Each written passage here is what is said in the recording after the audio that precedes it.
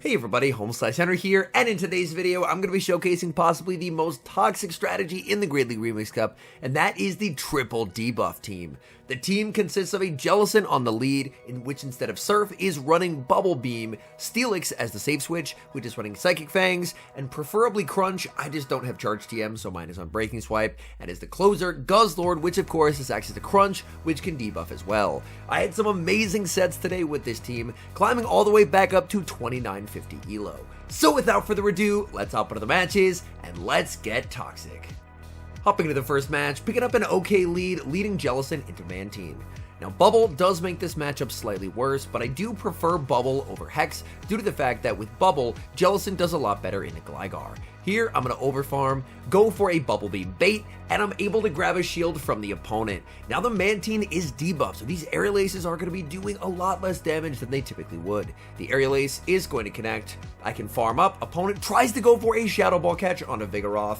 Off of Mantine leads, people really like to try and catch onto normal types, and what I can do is I can go for 2 Bubble Beams, and then I'm actually going to send in Steelix. Counter does hit for super effective damage here, but it sure does not look super effective after you've debuffed it twice, and Vigoroth's charge moves are completely walled by Steelix. So this is turned from a matchup that is usually pretty bad into a pretty solid one. Unfortunately there, the game lags and forces me into an overtap, so I throw on alignment, but I'm still in a very comfortable position in this matchup. As you can see, these body slams just do absolutely nothing. In the back, it's Lickitung. I'm going to fire off the Breaking Swipe, hoping for a potential attack drop. Breaking Swipe does not give me the debuff, which is a bit unfortunate. Opponent is forced to throw energy here. That's perfectly fine. They are going to go for the Power Whip. Power Whip is going to pick up the knockout, and then I can send in Guzzlord. Guzzlord, of course, is a very, very strong counter to Lickitung, as Lickitung has absolutely no fast move pressure here. I decide to go for the Dragon Claw. Unfortunately, Dragon Claw is not quite going to be enough to KO, and it ends up being a charge attack priority tie. They fire off the Body Slam. I'm going to send in Jellicent. At the same time, my opponent is going to go for a simultaneous switch into the Vigoroth. I shield up the Rock Slide, and thanks to Bubble, I actually have fast move pressure against normal types, so I can get a full farm down and leave with quite a lot of energy. My opponent probably going to be sending back in the Mantine, and I decide, you know what, I'm going to debuff them right away. Because even if they call this, which they do end up shielding, it means that I'm going to be able to survive an Aerial Ace here. So my opponent has used 2 shields in this match so far, and they've both been on resisted Bubble Beams. I'm able to make it to the last second Shadow Ball here. Shadow Ball is going to do some nice damage. I switch into the Guzzlord, and my opponent is going to be firing off a charge attack. It is just going to be the Aerial Ace. Aerial Ace not going to be enough to knock out. Lickitung has a Body Slam, but Body Slam will not be enough to knock out either. I'm able to withstand that damage, get the farm down, and as with a lot of games with this team, the match timer starts counting down, but the Crunch picks up the KO, and we take that win.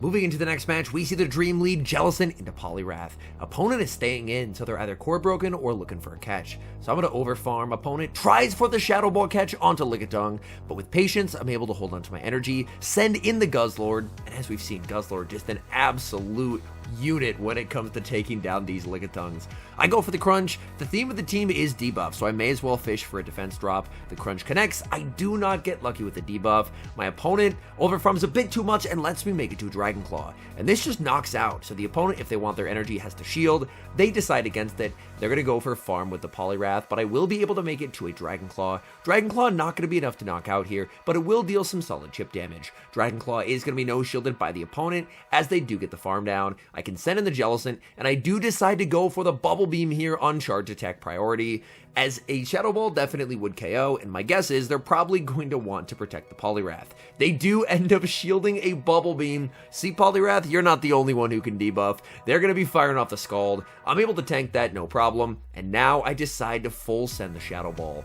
I don't think they're going to want to shield another Bubble Beam, so they will let that through. In the back, it's Gligar, and this, again, as I mentioned, is one of those situations where having Bubble is really nice. I'm going to shield. This is their final Pokemon. They have no way to reset a debuff. So now I can go for the Bubble Beam, and then it's time for Steelix, and I am running the non-Shadow intentionally here because it does have extra survivability. Opponent recognizes there's no longer a win con and resigns the match. I pick up a great lead in the next match, Jellicent into Steelix. Jellicent with Bubble Beam and Bubble does very, very well there. My opponent safe switches into their own Jellicent. I bank some energy on my own, and then I send in Guzzlord. Guzzlord really enjoying these first couple battles so far, as it's consistently getting extremely positive alignment. Back in comes the Steelix. My opponent is opting for the Shadow. These Shadow Dragon Tails are tearing through my HP, but I am able to make it to the Crunch, and the Crunch does quite a lot of damage and gets the defense drop. That's very nice. I send in the Jellicent. I win charge attack priority, and now it's time for the Bubble Beam spam to begin. The Steelix shields. Bubble Beam, of course, does almost no damage, but it is a guaranteed attack drop. They go for the Breaking Swipe. In the back, it's going to be a Mandibuzz, and I'm going to be switching into the Steelix. This, of course, is a situation where I am a bit happy to have Breaking Swipe, as without Breaking Swipe, if I was running the more traditional set of Psychic Fangs and Crunch, I would be walled here, but in that case, I could potentially just go for a Bubble Beam debuff and then a switch, just so that way my opponent isn't really able to do any meaningful damage. Mandibuzz continues to fire off these foul plays, and I'm going to keep going for the Breaking Swipes. Again, Breaking Swipe is a 50% chance to lower the opponent's attack, whereas Psychic Fangs would do almost no damage, but it would, of course, be the 100% chance to lower their defense. Nice catch by the opponent as they catch the Breaking Swipe onto their own Steelix, and I'm going to farm up quite a bit of energy here. I farm up, I switch into the Jellicent, and switch does take a turn, so a switch plus a bubble means they're going to be able to outpace. The Earthquake, not going to be enough to knock out. Unfortunately, I'm forced to fire off my energy here. The Bubble Beam will pick up the KO. In comes the Mandibuzz. Mandibuzz gets the farm down. I can send in the Steelix, and Steelix is going to fire off the Breaking Swipe. Breaking Swipe will be shielded by the Mandibuzz, and Mandibuzz can go for a charge attack, but it's not going to be enough to KO. They end up baiting with an Aerial Ace that gets no shielded, and the opponent resigns the match. Picking up a terrible lead in the next match, Jellicent into Charjabug. I safe switch into Steelix, and here I see a very unorthodox Pokemon. The opponent sends in Ferrothorn. Honestly, I haven't seen very many Ferrothorns so far, but I'm seeing one now, and it's a pretty big problem. This Ferrothorn is a core breaker for the entire team. I go for the Psychic Fangs first to get a debuff, I shield up a Power Whip, and I'm going to be firing off the Breaking Swipe. Breaking Swipe is going to connect, and I do get the attack drop, so now hopefully I should be able to tank 2 Power Whips. They go for the Power Whip. That does not do a lot of damage. I continue to farm, and I'm going for another Breaking Swipe. Again, I'm looking to debuff their attack rather than their defense here, and I do get another debuff. That is quite nice. So a little bit of debuff luck in this match. Opponent goes for the Power Whip. That's not going to be doing a whole lot of damage. Steelix is able to make it to the Psychic Fangs, and the Psychic Fangs should be enough to pick up a knockout. Opponent is going to let that through, and now they're going to send in Shadow Gligar. Gligar does not have the fast move pressure to farm down, so they are going to actually fire off an Aerial Ace. Oh, but it's a Night Slash! The opponent choosing to run Night Slash, and that's really unfortunate, as Night Slash is going to do some pretty significant damage to Jellicent, and Jellicent is typically my Gligar counter. I'm going to be going for the Bubble Beam, but the opponent reads me like a book. They get the catch, and they get the sneak, and with that play, I believe I have just lost this game. This game, despite the lost lead and the pretty miserable counter switch, was looking winnable, but my opponent has made a very nice play, and I don't really see a way where I can win this now. I'm going to be shielding up. I just need to get damage onto this Charjabug, but the Charjabug just looks incredibly difficult to remove from the field at this moment. The Dragon Claw is going to be shielded. I continue to farm. It's not the greatest timing ever, but timing 3 versus 4, if you can't throw after 1, does get a bit uncomfortable. I continue to farm with the Guzzlord. They're firing off energy here. The X-Scissor is going to be able to pick up the knockout, and then all that's left is the Jellicent, and Jellicent is not able to make it to another Bubble Beam, as we do see Charjabug make it to the discharge and take the victory.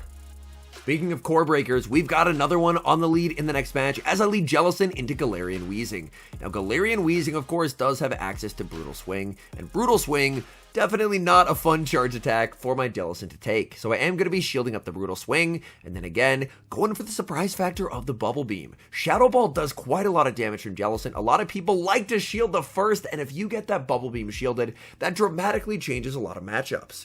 They fire off the Brutal Swing. That is now more survivable for the Jellicent. I continue to farm. My opponent is going to be firing off another Brutal Swing, and I'm going to expend the final shield. They've already shielded one Bubble Beam. I don't think they're going to want to shield twice, so I decide to full send the Shadow Ball, and the Shadow Ball connects, My opponent not opting for the shield. I'm going to bank the Bubble Beam for later, send in the Steelix. In comes a Shadow Poliwrath, and this right here is why we have Psychic Fangs. Psychic Fangs is going to get shielded and lower my opponent's defense. I continue to farm. It's charge attack priority. They're a Shadow Poliwrath here. A Scald will absolutely knock out. They go for the Icy Wind, and it does not KO. Steelix on 1 HP, making the Psychic Fangs, dealing massive damage to that Poliwrath. I can send in the Jellicent and now go for the Bubble Beam. They're low enough that I think this will be enough to knock out. It is. Back in comes the Mandibuzz. Mandibuzz choosing not to fire off energy here, and I'm able to make it to the Bubble Beam, and this now applies a permanent debuff. They only have one Pokemon left. They have no way to reset that attack debuff, and Guzzlord is just too tanky in this moment. That Aerial Ace does absolutely nothing, and the opponent concedes the match. The tough Charjabug lead returns in the next match. I'm again going to be save switching into Steelix. My opponent is going to respond with Vigoroth. I'm farming up energy here with the Steelix. My opponent is going to strike first as they fire off that Body Slam. I continue to farm, and I'm going for the Psychic Fangs. Being able to get that guaranteed defense drop is quite nice as the Steelix, as Vigoroth does have okay bulk, but after you start to lower that defense stat, it suddenly gets a lot more manageable for the Steelix. Now this is where having something like Crunch would be really nice, as Crunch would actually knock out here, so I would be able to win the zeros, but the opponent doesn't know that I don't have it because I just don't have charge TMs, so I am actually able to force a shield. And now I can send in the Jellicent, tank whatever they throw here, which is of course going to be the Rock Slide, and get a big farm down. And this way, if they send in the Charjabug, I can go for the Shadow Ball, and Shadow Ball is going to do quite a lot of damage. I fire off the Shadow Ball, opponent is going to no shield, I send in the Guzzlord. Guzzlord will immediately be met with an X-Scissor. I'm going to be committing the shield here. Opponent in the back, they have Skarmory, and this is not great. I've technically been triple hard countered, but so far I think I've played it decently to where there might be a win con. No Crunch debuff is a bit unfortunate, and I have a tough call to make. I decide to let this go, as a Sky Attack will not knock out, and I should be able to make it to a Crunch. Crunch will come very, very close to knocking out here. I believe it will actually be enough to KO, so they're forced to burn a shield. They do get a big farm down. I send in the Jellicent. Jellicent is going to be shielding up. Skarmory goes for the Sky Attack. When is their switch clock going to be up? I continue to farm up, and I'm forced to go for the Bubble Beam here, as I can't let them make it to a Brave Bird. The Bubble Beam picks up the knockout. In comes the Charjabug. Oh no. Did they get there? It all comes down to this. It's the X-Scissor. It doesn't knock out. I have the Bubble Beam. Is Bubble Beam going to be enough to KO here? Bubble Beam just does not KO, and we fall agonizingly short of beating the hard counter. We've got a mirror lead in the next match, Jellicent versus Jellicent. Now, I do realize that posting this does reveal a little bit of my strategy, but I've really liked bubble beaming and calling the bait. A lot of opponents love to bait in the ELO range that I'm in, so I just call the bait, and then I go for the bubble beam, because if my opponent shields it or not, either way, I get a nice debuff on them. I continue to farm up, opponent is going to save switch into Carbink, and you know what? I'm going to be going for the Bubble Beam here. Let's make Carbink's life as miserable as possible. I'm going to bank a Shadow Ball and send in the Steelix. Now this is a battle with a whole lot of resisted damage going on here. Carbink forced to go for Moonblast into Steelix. My Dragon Tails are double resisted, whereas I'm going to be firing off the neutral Psychic Fangs. Psychic Fangs, of course, doesn't do a whole lot of damage, especially to a Carbink. The switch timers are misaligned because I did stay in to throw the Bubble Beam and then farm up a bunch of energy on the Jellicent. I continue to fire off Psychic Fangs. My opponent is going to send back in the Jellicent. Jellicent is going to be firing off the Surf. I was hoping that did not register charge attack priority, but unfortunately it did. That was a misplay on my part. I should have saved this energy. I have a very good check to the Jellicent in the Guzzlord. Either way, I'm still going to go for a full farm down here, but unfortunately I just have to keep in mind that I do not have energy on the Steelix anymore. My opponent is going to make it to the last second charge move here, and it is going to be the Shadow Ball, and that does quite a lot of damage. Even if they send in the Carbink, Double Crunch should be enough to threaten a KO or a shield, but they send in their final Pokemon, Shadow Steelix, hoping that they would be able to get the farm down here, but my Guzzlord is able to hang on, make it to a second Crunch, and do quite a lot of damage. I can send in the Jellicent. Jellicent going to fire off the Bubble Beam here to the Steelix. Steelix is going to no shield. Steelix I am going to use a shield here because I need to preserve HP. They send in the Carbink. I'm firing off the Bubble Beam. Bubble Beam into the Carbink will be shielded, and now I can send in the Steelix. It doesn't matter what they throw here. They can go for the Moonblast. It's not going to be enough to knock out. Again, through a combination of bulk and through debuffing moves, this team is absolutely horrendous to play against. I land the Psychic Fangs, they're forced to fire off more energy, and I'm shielding up. They're still not going to be able to farm down, and we do make it to another Psychic Fangs here. The Steelix picks up the KO on the Carbink. In comes their Steelix, but I will be able to survive the Dragon Tail, and once again, as the match timer counts down, take the win. All in all, this team has been a ton of fun, and on top of that, I've actually had very good results with it. As I mentioned, was able to climb back up to 2950 and get back on the global leaderboards. So I was in this territory, I think about 2 weeks ago, and then we've kind of been bouncing around the 2900s for a couple weeks, but we are back in striking range of legend, and it's thanks to this team, this beautifully toxic team. I actually was running a different team for a little bit in the Remix Cup, testing out some Como O, and I ran into an opponent running this team with the Bubble Beam, the Psychic Fangs, and the Crunch, and I was amazed. Like, the team was so toxic and it worked so well, so I tried it out for myself, and honestly, I have not looked back, as this team has gotten some very nice results for me. Anyways, thank you guys so much for watching. If you're enjoying the content, make sure to leave a like and subscribe to the channel if you haven't. And a special thank you as always to our members here on YouTube. The support you guys provide is sincerely appreciated, so thank you guys oh so very much. And until next time, I've been HomeSliceHenry.